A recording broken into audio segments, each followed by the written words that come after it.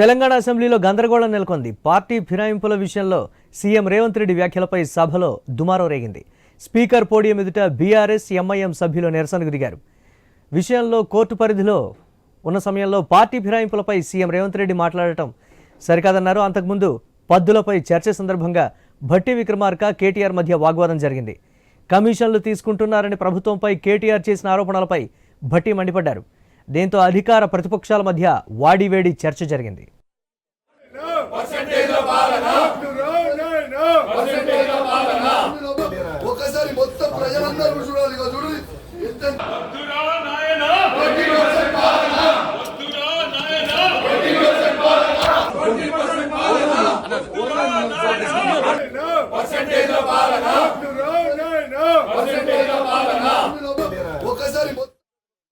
తెలంగాణ అసెంబ్లీలో గందరగోళం నెలకొంది. ఫిరాయింపుల విషయంలో సీఎం రేవంత్ రెడ్డి వ్యాఖ్యలపై సభలో దుమారం రేగింది. స్పీకర్ పోడియం ఎదుట బీఆర్ఎస్ ఎంఐఎం సభ్యులు నిరసనకు దిగారు. విషయం కోర్టు పరిధిలో ఉన్న సమయంలో పార్టీ ఫిరాయింపులపై సీఎం రేవంత్ రెడ్డి మాట్లాడటం సరికాదన్నారు. అంతకుముందు పద్దులపై చర్చ సందర్భంగా భట్టి విక్రమార్క కేటీఆర్ మధ్య వాగ్వాదం జరిగింది. కమిషన్లు తీసుకుంటున్నారని ప్రభుత్వంపై కేటీఆర్ చేసిన ఆరోపణలపై భట్టి మండిపడ్డారు. దీంతో అధికార ప్రతిపక్షాల మధ్య వాడివేడి చర్చ జరిగింది. దీనికి సంబంధించి మరిన్ని అప్డేట్స్ మా కరెస్పాండెంట్ స్వామి అందిస్తారు. స్వామి. మురళి, తెలంగాణ శాసనసభలో ఈ రోజు పద్దులపై చర్చ సందర్భంగా అధికార ప్రతిపక్ష సభ్యుల మధ్య మాటలకు తూటలు పేలుతున్నాయి. ఒకవైపు అధికార కాంగ్రెస్ పార్టీ సభ్యులు, మరోవైపు ఎమ్మెల్యే మంత్రులకు బీఆర్ఎస్ పార్టీ సభ్యుల మధ్య ఈరోజు ఉదయం వాగ్వాదం చోటు చేసుకుంది.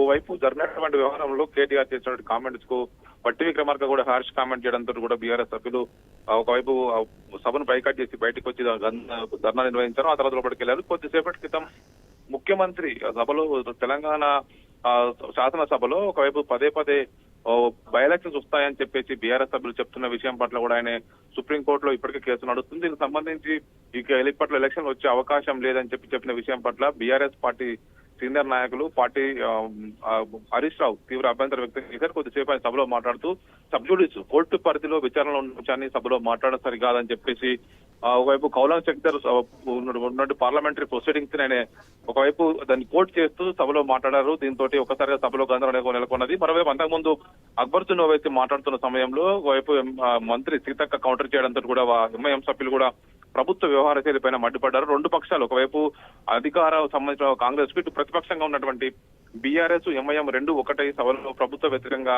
వాళ్ళంతా కూడా నినాదాలు చేశారు. ఒకవైపు పోడియం వద్దకు దూసుకెళ్లి కూడా అక్కడ ఆందోళన చేశారు. కావాలని చెప్పి ప్రభుత్వం మా గొంతు నొక్కుతుంది, ప్రభుత్వానికి సరైన విషయంలో మేము ప్రశ్నిస్తుంటే వాళ్ళు జీర్ణించుకోలేక మా గొంతు నొక్కుతున్నారని చెప్పేసి కూడా ప్రతిపక్షాలు ప్రభుత్వం పైన మండిపడ్డాయి. హరీష్ రావు మాట్లాడుతున్న సందర్భంలోనే ఒకసారిగా ఇటు శ్రీధర్ బాబు, మిగతా వైపు ఉత్తమ్ కుమార్ రెడ్డి కూడా లేచి దానికి సమాధానం చెప్పే ప్రయత్నం చేశారు.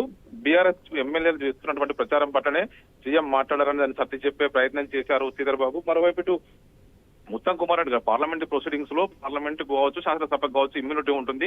ఏ వ్యవస్థ పైన కూడా మాట్లాడే అవకాశం శాసనసభ సభ్యులకు ఉంటుంది. మేము గతంలో పార్లమెంట్ లో కూడా ఇలాంటి విషయాలు మేము చూసామని చెప్పేసి కూడా ఉత్తమ్ కుమార్ రెడ్డి చెప్పే ప్రయత్నం చేశారు. దీంతో ఒకవైపు ఇదే అంశాన్ని, ఒకవైపు న్యాయస్థానాల్లో విచారణ కొనసాగుతున్నటువంటి సమయంలో ఇలా మాట్లాడే దాన్ని ఇన్ఫ్లుయెన్స్ చేసే ప్రయత్నం చేస్తున్నారన్నది కూడా బీఆర్ఎస్ సభ్యులు ఆగ్రహం వ్యక్తం చేశారు. ఇటు ఎంఐఎం అదేవిధంగా బీఆర్ఎస్ సభ్యులంతా కూడా పోడియం ముందుకెళ్లి స్పీకర్ పోడియం ముందుకెళ్లి అంతా కూడా ఆందోళన చేశారు. ఆ తర్వాత వాకౌట్ చేసి బీఆర్ఎస్ సభ్యులు, ఎంఐఎం సభ్యులు బయటకు వచ్చారు. మురళి.